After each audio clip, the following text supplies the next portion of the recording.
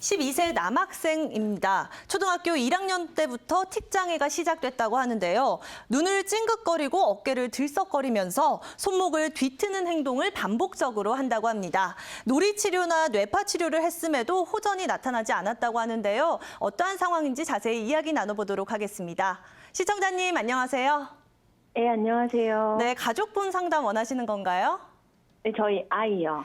네. 아드님 상담 원하시는 것 같은데요. 저희가 전문 네. 원장님 지금 바로 연결해 드릴게요.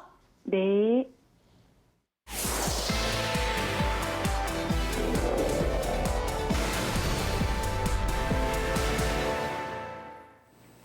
네, 시청자님 안녕하세요. 안녕하세요. 네, 틱장애 때문에 이렇게 상담 주셨는데요. 네. 아드님 때문에 이렇게 걱정이 많으시겠습니다. 예. 제가 좀 이런저런 방법들을 많이 알아봤는데, 네네. 예, 좀 한의학적으로도 문의를 드리고 싶어서 연락을 드렸고요. 네네. 네. 초등학교 1학년 때부터 틱장애가 이렇게 시작된 걸로 이렇게 보고 있으면은 지금 이렇게 초등학교 한 5학년 정도 되니까 한 예. 4년 정도 된 건가요? 그러니까 1학년 한 2학기 때부터였고요. 네네. 그러니까 아이가 체구가 좀 작은 편이라 네. 8살이긴 해도 뭐 그때도 사실 뭐 한 6살 정도의 키였긴 해요. 네네. 네. 학교 다니기 시작하면서부터 되게 학교를 싫어하고, 그러니까는 뭐 등교 거부 같은 것도 있고 그래서 상담을 받아봤거든요. 네네. 예. 근데 사실은 그때 당시는 틱이라는 것보다는 뭔가 이렇게 학교를 가기 싫어하고 사람들하고 어울리는 걸 너무 싫어해서 틱은 좀 자연스럽게 없어질 거다 믿고 그 심리적으로만 좀 더 안정을 해주면 된다 그런 말씀들을 많이 하시더라고요. 네네. 근데 1학년 지나고 2학년, 3학년 됐을 때도 사실 뭐 정서적인 것도 계속 제가 이제 옆에서 케어를 해주지를 잘 못해서 맞벌이다. 네네. 그래서 이제 3학년 때는 결국은 놀이치료를 하자 그렇게 해가지고 놀이치료를 1년 이상 좀 꾸준히 했어요. 네네. 근데 이제 놀이치료를 하면서 좋은 점은 정서적인 부분에 조금 효과가 있으니까 징징거리거나 학교를 등교 거부하는 게 조금은 나아졌는데 네. 이 틱 증상은 계속 돌아다니네요. 돌아다닌다는 말씀은 지금 이렇게 눈을 찡긋거리고 어깨를 들썩이고 손목을 뒤트는 행동이 이렇게 왔다 갔다 한다는 말씀이신가요? 근데 한꺼번에 여러 개가 막 나타나지는 않는데 네네.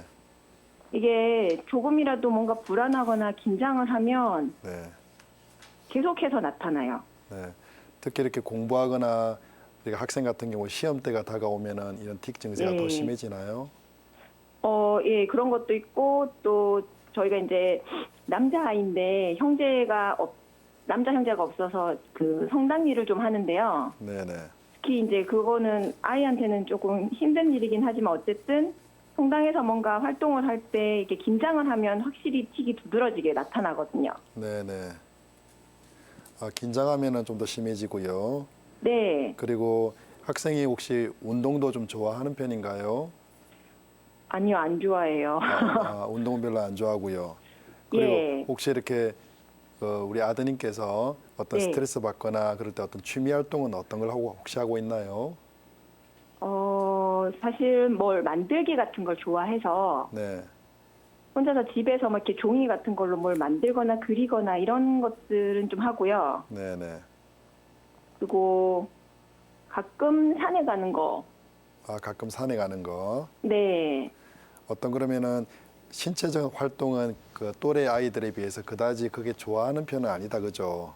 제가 좀 노력을 해봤는데 네. 이런 거 같아요. 단체 활동을 하면서 뭐 농구나 축구 같은 거를 권유를 하면 네네. 본인이 친구들보다 조금 못하니까 네네. 그런 게 더 스트레스가 되는 것 같더라고요.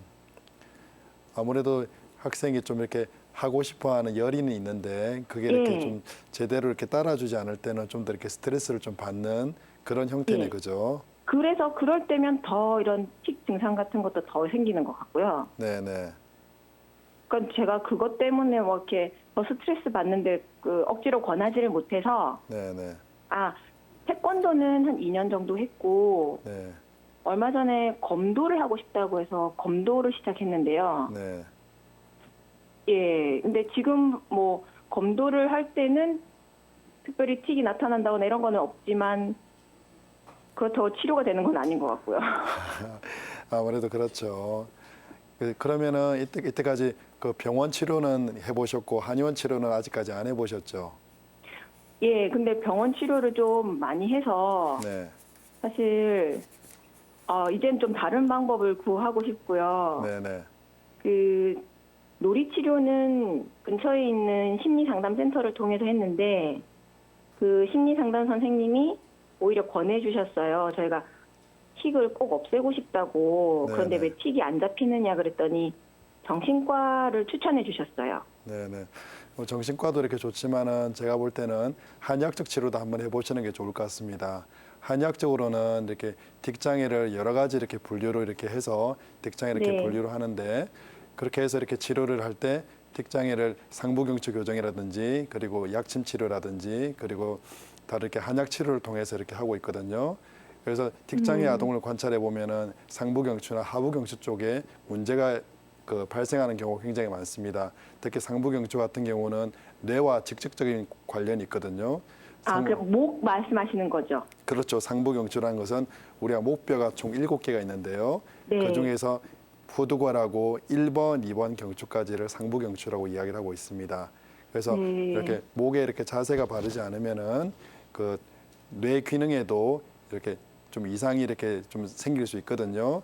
특히 맨 위에 이렇게 1번 경추라든지 2번 경추 같은 경우는 이렇게 회전을 크게 담당하고 있습니다. 그러면은 네. 옆에 있는 혈관이 많이 압박이 될 수가 있어요. 그렇게 많이 이렇게 압박이 되게 되면은 뇌 혈류에 이렇게 문제가 생길 수가 있거든요. 뇌 혈류에 문제가 생기면은 뇌 기능에 어떤 불균형이 생길 수가 있습니다.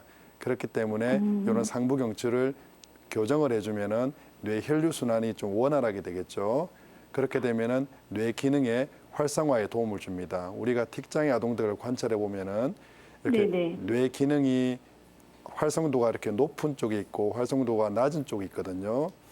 어머니 이렇게 좌뇌, 우뇌에 대해서 이렇게 뭐 좌뇌는 뭐 언어뇌, 우뇌는 이미지뇌 이런 얘기를 한번 들어보셨을 텐데 네네. 정상적인 사람들 같은 경우는 이런 이렇게 좌뇌, 우뇌의 그런 발달 정도가 그다지 큰 차이가 없어요. 그런데 네. 그 틱장애 아동들 같은 경우는 이런 이렇게 발달 정도가 좀 차이가 좀 많이 나거든요. 심할 경우는 한 80%까지 차이가 나는 경우가 있습니다. 이런 차이로 인해서 어떤 학습의 능력에 혹은 운동력 능력이 한쪽으로 이렇게 좀 치우친다든지 신체의 이렇게 발달이 한쪽으로 이렇게 발달이 되고 한쪽은 발달이 더딘다든지 이런 증상이 나타날 수가 있어요. 그렇기 때문에 상부경추 교정을 통해서 이런 것을 개선할 수 있고요. 그리고 그러면 네. 저희 아이를 이렇게 뭐 엑스레이를 찍거나 그렇게 하는 건가요? 뭐 엑스레이를 찍어서 상부경추 이렇게 모습을 이렇게 관찰을 이렇게 하고요. 그리고 뭐 한의사가 그 손으로 상부경추가 어떻게 이렇게 틀어졌는지 그것을 이렇게 관찰할 수도 있습니다. 그리고 네. 또 그 한약 치료를 통해서 이걸 또 고칠 수가 있는데요. 한약 치료는 아이의 체질이 열이 많은 체질일 수 있고요. 그리고 네. 근육의 긴장도가 이렇게 높은 체질일 수 있습니다. 그리고 네. 열이 많은 체질 같은 경우는 열을 낮추는 치료를 이렇게 청열 해독의 방법을 써서 열을 낮춰서 그 심장에 있는 혈분에 이렇게 열을 낮춰가지고 뇌 기능의 활성도를 이렇게 높이는 치료를 하게 되고요. 근육의 네. 긴장도가 이렇게 높아져가지고 근육이 많이 긴장하는 타입 같은 경우는 그 가미완지라고 해서 단맛을 써서 단맛의 당약을 써가지고 근육에 좀 더 부드럽게 풀어서 긴장도를 낮추는 치료법을 쓰고 있습니다. 그리고 또 약침 치료를 또 할 수가 있는데요. 우리가 네. 한의학적으로 이렇게 뇌 기능은 신장 기능에 이렇게 허세와도 이렇게 많이 관련이 있습니다. 뇌 기능이 이렇게 좀 활성도가 떨어진다는 것은 이렇게 신장 기능이 많이 약하기 때문에 약침을 써서 판료혈, 엉덩이 이렇게 아래쪽에 있는 혈자리에다가 녹용약침을 씁니다. 녹용약침을 써서 신장 기능을 더 보충해 줄 수 있습니다. 그렇게 보충을 해서 아이의 이렇게 뇌 기능을 좀 더 이렇게 원활하게 해주고 그리고 이런 이렇게 판료혈이 여기 이렇게 척추에서 보이는 이쪽 혈자리거든요. 여기에서는 청골에 이렇게 펌프 작용이 나타납니다. 펌프 작용이 나타나서 뇌척수에게 순환을 시켜주는데 이렇게 뇌척수액이 순환이 되게 되면은 훨씬 더 그 뇌 기능의 활성화가 더 좋아집니다. 그런 방법을 써서 그 한의학적으로도 충분히 틱장애가 치료되니까 한번 한의원에 내원하셔가지고 치료 받아보시는 것도 굉장히 좋을 것 같습니다. 예, 저희 아이가 5학년이잖아요. 네네. 예, 사실은 저는 걱정되는 게 저희가 너무 시간을 끌어가지고 네네. 이게 사실 1학년 때부터 지금 5학년 때까지 이렇게 둔 건데 그래도 치료가 가능할까요? 네, 그래도 이렇게 치료가 가능합니다.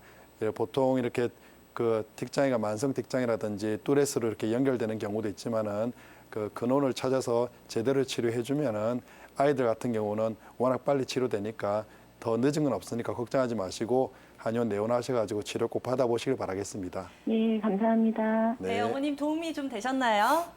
네, 많이 된 것 같고요. 네. 직접 선생님이 이렇게 봐주신다고 하니까 네. 예, 그거는 예, 진찰을 받아봐 보고 싶습니다. 예. 네, 어머님 원장님 말씀 참고하셔서 아드님 증상 개선해 보시기 바랄게요.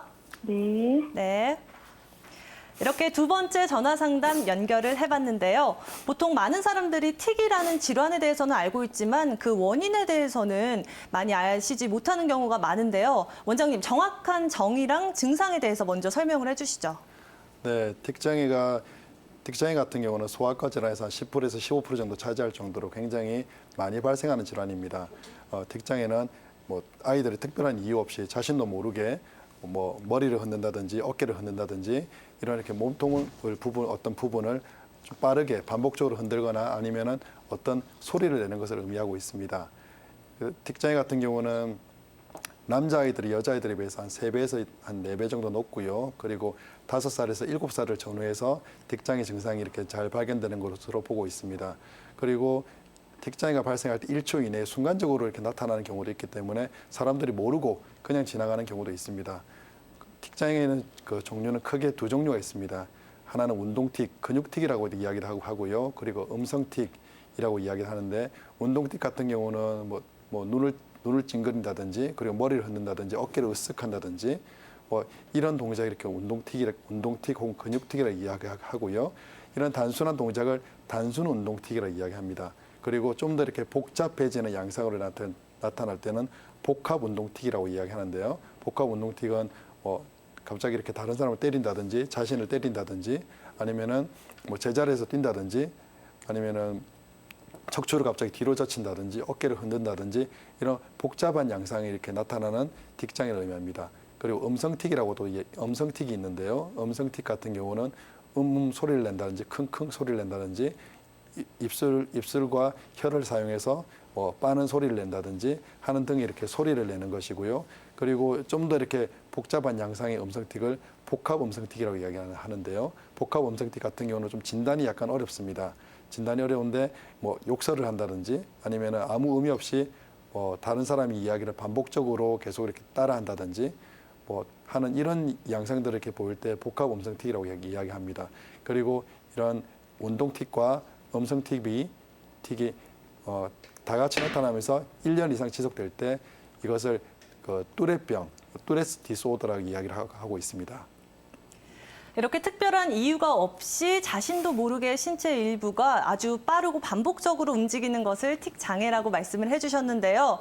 이렇게 자신의 의지와 상관없이 움직임이 나타난다는 것은 이 뇌에도 문제가 생겼다고 볼 수 있는 건가요? 네, 요즘 최근에 이렇게 그 연구 결과를 보면은 이렇게 뇌의 뭐 두정엽 그리고 어떤 기저핵 그리고 시상하부 쪽에 어떤 신호의 이렇게 민감도 조절 이상이라든지 아니면은 뭐 경추에 이렇게 그 뇌의 이렇게 그 뇌 기능의 불균형 등으로 이런 틱장애가 발생된다라고 최근 연구 결과 이렇게 발표되고 있습니다. 그리고 이런 기저핵 같은 경우는 우리 무의식이 작용하는 부분이기 때문에 어떤 내가 의지로 다른 사람이 이걸 하지 말아라 해서 내가 안 하려고 할 수 있는 것이 아닙니다. 그리고 어떤 우리가 틱장애 같은 경우는 MRI를 관찰해 보면 MRI에서 아무것도 나타나지 않습니다. 이것이 틱장애가 뭐 뇌의 불균형이라 해서 뇌를 이렇게 봤는데 뇌가 한쪽으로 쏠려 있다든지 혈관 이상이 나타난다든지 종양이 있다든지 이런 부분이 아니기 때문에 어떤 뇌의 기능상의 문제이기 때문에 MRI에서는 전혀 나타나지 않고요. 우리가 좌뇌, 우뇌 이렇게 얘기하면서 좌뇌는 언어뇌, 운해는 이미지네 이런 얘기를 많이 합니다. 그래서 전해 같은 경우는 우리 뭐 숫자나 문자에 대한 학습, 이런 논리적 사고력 이런 걸 따지고 이런 걸 하게 되고, 운해는 우리 이렇게 뭐 운동 예술계 쪽에 이렇게 소질이라든지 아니면은 뭐 추상적인 사고, 뭐 직관적인 사고 등을 이렇게 담당하게 되는데, 이런 좌뇌와 우뇌의 이렇게 차이로 인해 가지고 우리가 소재가 적성이 인문계적이냐 그리고 이공계적이냐 예술계적으로 나누게 되는데, 정상적인 사람들은 그 차이 그다지 크지를 않아요. 크지를 않은 상태에서 학습의 능력이 그다지 큰 차이를 보이지 않는데, 틱장애 아동들 같은 경우는 이 차이가 굉장히 큽니다. 많은 경우 심한 경우는 80%까지 나타나는 경우가 있고요. 일례로 저희 한의원에 내원하시는 그 환자분께서 그런 말씀을 하세요. 아니, 우리 아이는 조금 이상해요.